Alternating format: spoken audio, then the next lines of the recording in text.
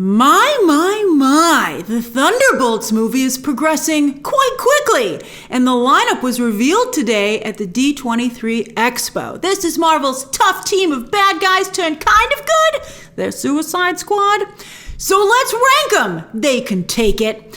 And today's video is brought to you by our friends at Noom. First, I want to say Yelena with the comics accurate goggles and back in her now classic vest. Wow! She not only looks fabulous, but the feels. Oh, I love it.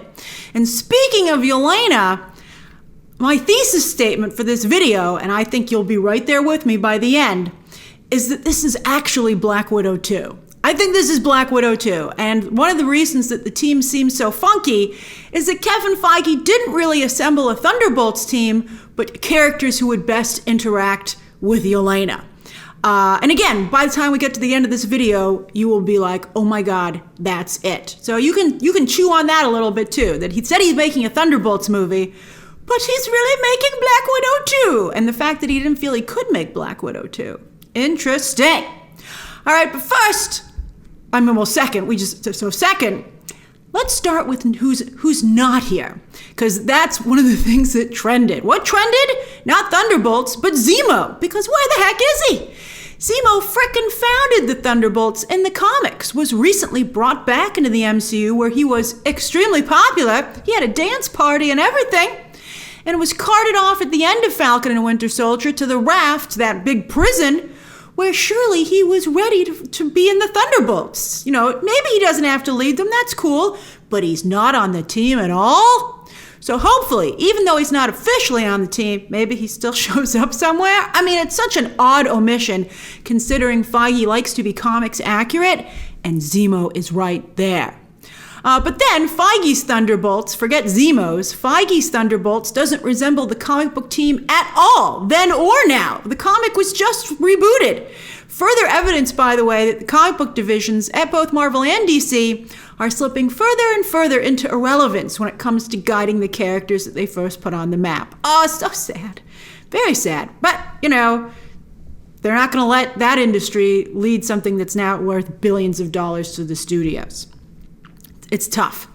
But that, that's what the Thunderbolts are all about. It's the kind of decision that Val would make. All right. Only half this team, by the way, speaking of the comics, has ever even been on the Thunderbolts in the comics. All right. Now, besides no Zemo, it would have been nice to see Hawkeye here, to be honest with you. I mean, he's not only been on the Thunderbolts, but he's leading the current team that was just launched. And he looked so great on the cover. And he was really bummed during his recent miniseries. I think this would have been a great opportunity to make amends for the things that he feels so guilty about. I guess, guiding Kate Bishop was going to do it. But we'd have gotten Hawkeye, Winter Soldier, and Black Widow, an awesome threesome in some recent miniseries comics that I highly recommend. They have been excellent. And so I would have loved to have seen that in live action, although, of course, we're talking about a different Black Widow here, not Natasha. More on that when we talk about Yelena. But anyway, I also think there's a real missed opportunity here to bring in a fan favorite and a new character to the MCU from the Thunderbolts team in the comics. Who am I talking about? Well, I think the clear candidate is Songbird. Potent fan base. I wouldn't say large fan base, but whenever anybody brings up Thunderbolts, Songbird always comes up. I mean, she has an awesome look. And she has a pretty cool backstory. Maybe could have anchored this movie if it was actually a Thunderbolts movie. But there's more evidence that it's not. Melissa Joan Gold was a female wrestler and criminal turned Roxanne lackey and then experiment going by the name Screaming Mimi, what a great name, or Mimi, before becoming the anti-hero Songbird. Basically, she's Black Canary meets Shriek. I get, organically.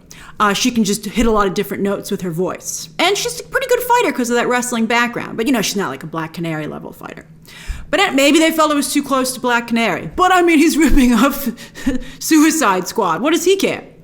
I guess Feige wants to be able to hit the ground running with already established characters. And again, doing a Suicide Squad version and making his Yelena Belova movie.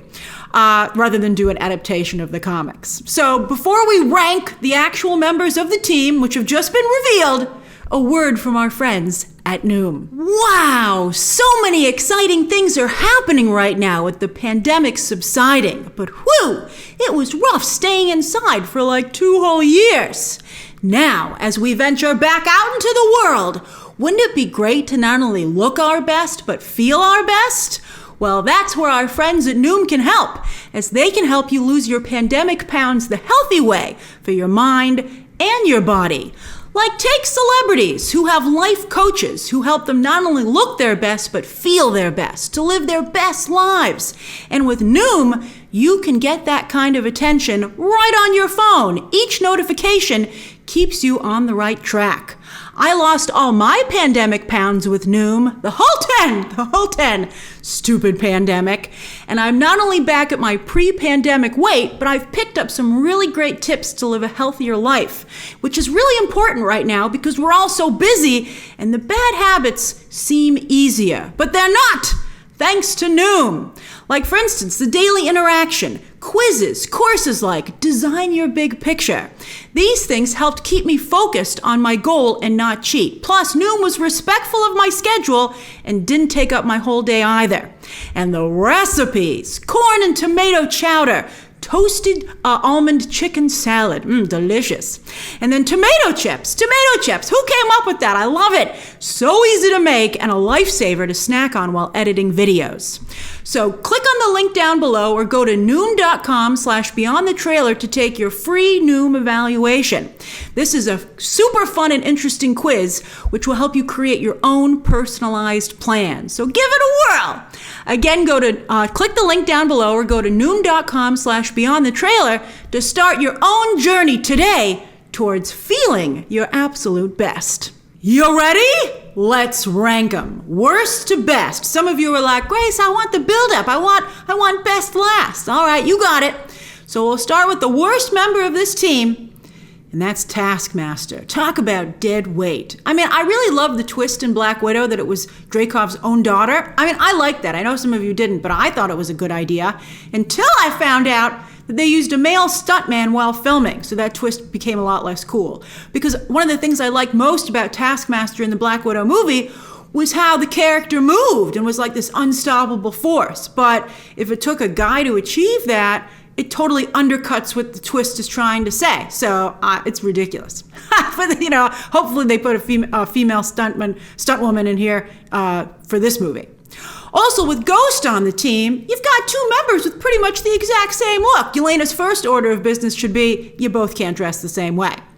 The only real reason to have Taskmaster around is for awesome action sequences. But you got Yelena and Bucky. So they're not, they will definitely deliver amazing action. Now, of course, Taskmaster is supposed to have that cool mirror effect because the character can mimic any fighting style, so right off into the subject's face. But they didn't do it very well in Black Widow. Maybe they'll do a better job here. But still, I think the space could have been used for a new character like Songbird, who brings a unique set of powers to the group and is an anchor to the comics that this is based on, supposedly, or at least has the name of. And then also, you could have given the spot to Zemo, who not only founded the team in the comics, but is a master strategist and recent sensation. I think those are two much better candidates for that spot. Then, second to last, Ghost, for, similar reasons. A Kitty Pryde knockoff who can also turn invisible. And, Yelena wears the goggles. Thank you very much. Hannah John Kamen is a highly respected UK TV actress, and she is the only person of color on this team. But typical Marvel, covering that up. They have a history of painting a lot of their actresses of color a different color. And then also here, Ghost is under a mask most of the time. She can't be uncovered outside of a protected environment because of her origin story. I think my biggest issue with Ghost, though, is that as a character, she didn't really connect or deliver in Ant-Man and the Wasp. But perhaps that's Mr. Peyton Reed's fault. I think there's a very good chance that it is.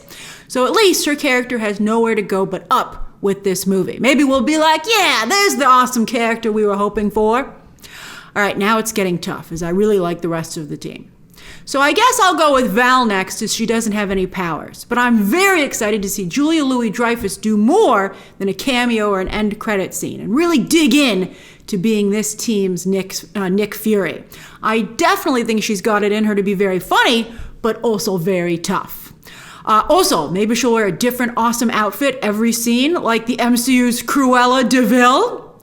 And speaking of being similar to other characters, I've said it before and I'll say it again. She also reminds me a lot of Victoria Hand, Norman Osborn's second in command when he turned the Thunderbolts into Dark Avengers after Secret Invasion. Although, of course, Victoria Hand was already on Agents of S.H.I.E.L.D., which might have helped make Kevin Feige decide to ultimately go with Val for the MCU. But I think it's probably in a very large part Victoria Hand here as well. All right, next, this is really hard. I'm curious to see your rankings. I'm going to go with U.S. Agent, aka John Walker. I'm not only excited to see Wyatt Russell and Sebastian Stan continue their dynamic. Bucky was pretty understanding at the end of Falcon and Winter Soldier. I know it's Captain America and Winter Soldier, that's what the show became. But I think, I'm curious, how do you think back on that show? I'm sure excited about that movie. I wonder if Bucky being in this movie, because this is a movie, will mean he won't be in Captain America New World Order. Fascinating. You know what? Let Anthony Mackie fly solo. It shouldn't have to seem like it's always a package deal for him. I think that could maybe work. All right, so anyway, back to U.S. Agent. So he and Bucky had a pretty interesting dynamic at the end of that show. But I gotta tell you, oh boy, I can't wait for him to try to mansplain something to Yelena. And you know it's coming, because for sure, John Walker feels that he should be leading this team. And so I'm excited to see that dynamic play out, not just with Yelena, but all the characters and Val. I'm sure Val's maybe he's her backup. And maybe John Walker will reach out to Zemo. They do know each other now, right? To give him that edge. Walker delivers okay action. He certainly knows how to go too far. But I'm most excited again about the personal dynamics that he will bring to this group. And then there were three. Next, I'm going to go with Red Guardian. I'm a big David Harbour fan, although he's spending a lot of time doing, stories about her in Russia, right? And I thought he was really underused in Black Widow, so I'm excited to see him get another crack at the character. And also, a lot of this is going to be mimicked a little bit in the Marvel Zombies show, interestingly enough. But he gets that's animated. But one of the most interesting things about his character in Black Widow was his relationship with Yelena. So I'm really excited to see them give the father-daughter thing another try. I think that could be great. Also, as Russia's version of Captain America, and very competitive with Steve Rogers, which you'll remember was a running gag from that movie, I think he'll really want to talk to Bucky and also have a lot to discuss with U.S. Agent, another knockoff Captain America. I think David Harbour will have the chance to be really funny here. I think for action, he's already funny in the concept art. I think for action, he'll be kind of like a Hulk-like character. He'll just deliver a lot of, brutality and, he'll be like a major blunt force. But I think where he'll be a scalpel is the dialogue. By the way, with 3 Russian members on this team, what the heck, Val? And Bucky is, he's now been redone that Hydra made him this way. But wow, talk about taking a page out of reality with the blurring of U.S. and Russia relations with the governments. Very interesting. Will the MCU have some kind of political commentary? Then runner-up, you know who it has to be. Bucky. We love Bucky. Bucky has also served on the Thunderbolts and led the team. And like Hawkeye, he's got a lot of redemption ahead of him. Perhaps, come to think of it, they couldn't have him and Hawkeye because their stories are so similar. And with Winter Soldier and Black Widow's history in the comics, Kevin Feige wanted to finally pair them up in live action. But again, wrong Black Widow. But, this is where it gets interesting. While Natasha had her own personal relationships in the MCU already, she's had her story. Perhaps this Winter Soldier could find romance with a different Black Widow, Yelena. Sebastian Stan and Florence Pugh, the fans would go nuts. I don't know how the comic fans would react to that change, but it is technically kind of canon, so I think that it could really work. I think that could actually be an excellent idea. MCU fans love both of these characters, so as I said, they'd be thrilled about it. And Bucky delivers incredible action sequences, which I'm sure he'll do here. So I'm very excited to see him included. Also, he's a seasoned number 2 at this point, having helped both Steve Rogers and Sam Wilson. And so I think he'll give Yelena the assist and support she needs. And they'll also be spending a lot of time together after hours. I'm telling you, I believe romance might just very well be in the air. And I think it's actually a very good idea. All right, so yes, finally, the most awesome member of the team is Miss Yelena Belova. Was there ever any question? Although somewhere, Scarlett Johansson is crying into her Disney cash settlement as she was this close to leading her own team. She had her own movie, but it was only medium, and now the sequel is so much cooler. Oh my God. Maybe their mission at some point will be to bring back Natasha? But Yelena has very quickly become a huge fan favorite, huge in the MCU, lending a major assist to the Hawkeye show, and she looks every inch the team leader here in this concept art. Wow, talk about swagger. And Florence Pugh herself has quickly become a major star in Hollywood. In fact, maybe she wouldn't even make this movie if she didn't lead the team. Unlike Natasha, Yelena is a very funny character, and I think she can certainly handle these bozos. She'll knock them into shape. Plus, there is a ton of opportunity for character growth with her father, Red Guardian, right? Her father, a potential romantic interest with Bucky, who knew Natasha, kind of. Natasha punched him in the face a couple of times. And of course, another potential sister in Taskmaster. I mean, she didn't put her in the suit. That was Natasha. So that awkwardness is gone. And, I think Yelena is really craving human connection, as we've seen not only in Black Widow, but also following up in the Hawkeye show. So that could be really, really, really interesting. And that could maybe be a reason to include Taskmaster. As I said, I think it's very possible that each and every member of this team was chosen because of Yelena, because this is really the next Black Widow movie. I also think Yelena can handle Val, and I think it'll be interesting to see if they're at odds or if maybe they get along. Because remember, Yelena isn't all good either, and maybe she loves her new job. And what's Val's position? Is Yelena really the leader? And what kind of backups does Val have in place with, U.S. agent and stuff like that? I like this. The more and more, it's jarring at first. If it only had Zemo on there, I think this would be great. Although, speaking of, history, I wonder what Val will say about Yelena not completing the kill order on Hawkeye. Oh, that's okay. You can still lead this team. I wonder what their mission will be. All right, so that's my ranking. I'm very curious to hear your own rankings and thoughts down below on the MCU version of the Thunderbolts. Do you think it's just Black Widow too?